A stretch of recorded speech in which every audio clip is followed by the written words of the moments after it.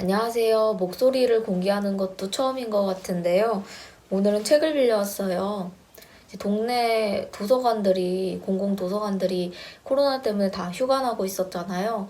근데 임시도서관이라고 해서 전날 미리 선착순으로 몇 명 한정으로 신청을 할 경우에는 도서 카드만 내밀면 그냥 입구에서 들어가지 않은 상태로 이제 도서 대출을 할 수 있는 프로그램이 있더라고요.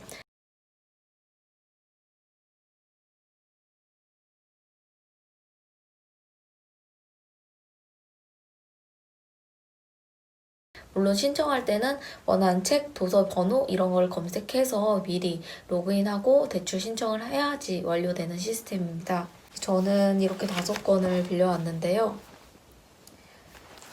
아무래도 도서관에 가서는 이제 한두 장 읽어보거나 목차나 제목, 그 책의 굵기라든지 이런 전체적인 디자인을 한번 확인해보고 빌리기 때문에 조금 더 확신 있게 빌릴 수 있지만 그냥 글자만 보거나 아니면 인터넷 검색을 통해서만 지금 보는 경우이기 때문에 이 책이 평점이 높더라도 나한테 맞는 취향일지 너무 오래되거나 낡은 책은 아닐지 이 저자가 어떤 저자인지 이런 특히 서평이 없는 경우에는 더 어렵더라고요. 그래서 오늘은 좀 제가 아는 유명작들 위주로 골라왔습니다. 우선 유명작 2개. 사무엘 베케트예요. 제일 유명한 작품은 아무래도 고도를 기다리다가 있는데요. 고도를 기다리다? 제목 살짝 다를 수 있어요. 그 작품을 좋아하는 분들도 있고 아니면 답답하고 좀 별로인 것 같다라고 하시는 분들도 있는데요. 저 같은 경우에는 사실 기억이 잘 안 나요. 그거에 대해 패러디 되거나 이런 작품들, 그리고 대표적인 계속 기다리는데 오지 않는 그런 장면에 대해서는 물론 알고 있지만 정확하게 그 뉘앙스라든지 고도가 올 것이다, 안 올 것이다, 그거에 대해 선택하는 거 잘 모르겠더라고요. 그래서 베케트에 대해서 어쨌거나 좀 다시 읽어보고 싶다는 생각이 들었어요. 다른 작품들도 생각보다 많이 있고 좋아하시는 분들도 많아서 제 주변에는 베케트 좋아하는 분들이 많은 것 같아요. 고도만 읽은 분도 고도 되게 좋다고 하시고 그리고 전반적으로 베케트 작품을 훑은 분들도 되게 좋다고 하셔서 우선은 장편 시리즈가 한 3개로 이어지는 좀 물론 완전한 스토리가 이어지지는 않는데 그 인물이라든지 이런 식으로 살짝살짝 이어지는 게 있대요. 그래서 그 시리즈는 좀 어렵다.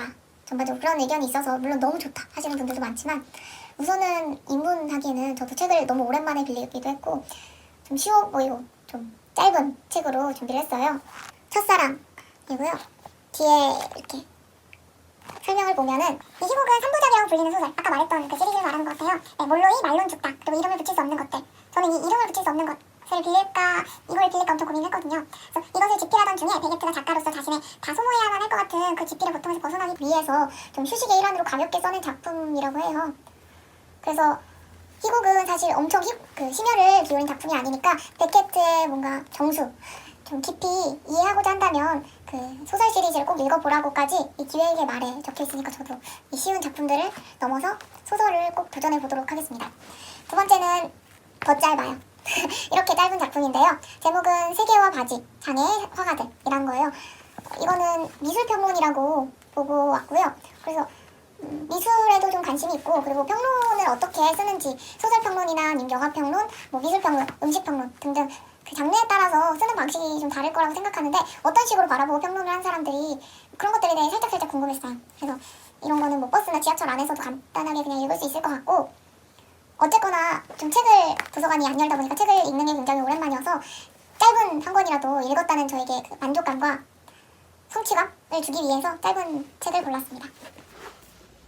그리고 이거는 그냥 파랗게 보이는데 네루다의 책이에요. 파블로 네루다라고 라틴 쪽 이렇게 유명한 시인인데 소설은 한 편을 읽어서야지만 느끼는 감정이 있다면 시집은 그 한 편 한 편이 어떻게 보면 완성된 작품이잖아요. 그렇기 때문에 시간 대비 읽은 텍스트 대비로 내가 느낄 수 있는 감흥이 많다 보니까 시를 읽는 것을 좋아하거든요.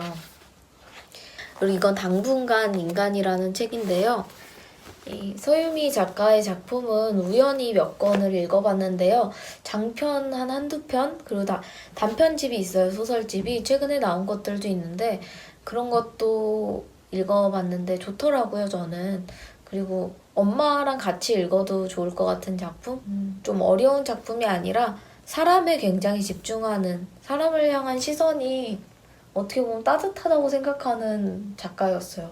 그 따뜻한 시선이라는 게 마냥 해피엔딩이고 뭔가 행복한 그 단면을 그린다는 건 아니지만 오히려 고난 속에서 그것을 계속 응시할 수 있는 게 더 따뜻한 시선이 아닐까 하는 생각이 들었어요. 서유미 작가의 작품을 보면. 그리고 최근에는 검색해보니까 민음사 블로그에서 이제 소설을 짧게 발표하고 있더라고요. 매주 찾아보자니 감질만 나가지고 좀 어느 정도 모이고 나서 한 번에 쫙 보려고 좀 아껴두고 있는 상황인데, 이렇게 오랫동안 꾸준하게 책을 집필할 수 있었던 거 그 자체로도 정말 대단한 것 같아요. 그래서 이거는 꽤 초기 작품이에요.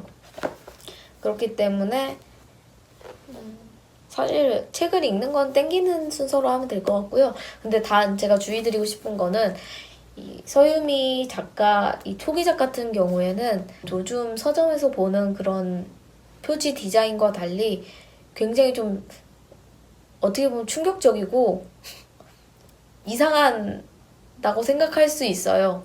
너무 표지에 겁먹거나 좀 아닌 것 같은데 읽고 싶지 않은데 라는 생각이 들어도 한 번쯤 서유미 작가님 이름이 보인다면 책 한번 읽어보시는 거, 빌려보시는 거 저는 추천하고 싶어요.